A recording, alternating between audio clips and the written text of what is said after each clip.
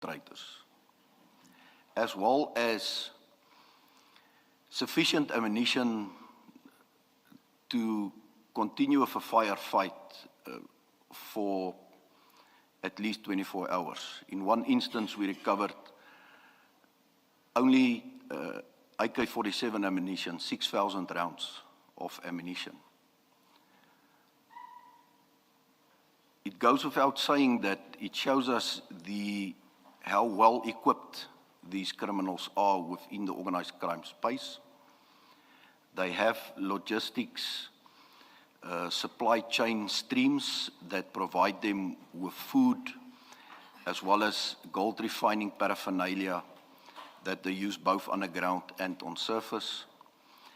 And then there is always visible and available market to facilitate the onward trafficking with subsequent money laundering that's taking place on a continuous and ongoing basis.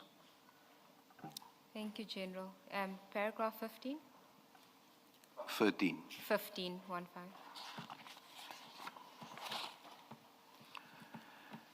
The extracted material is transported from the mining sites to informal or unlawful processing operations or introduced into legitimate processing streams.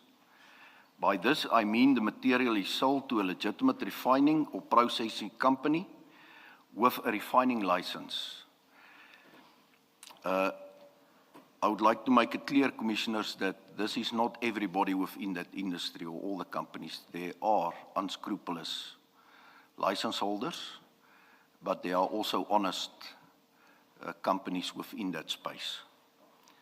The material is sold through intermediaries and may ultimately be refined or exported.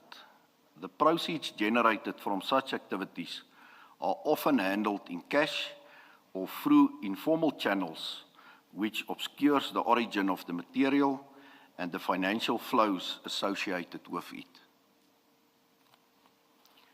Gold is a high-value commodity that can be transported and concealed with relative ease.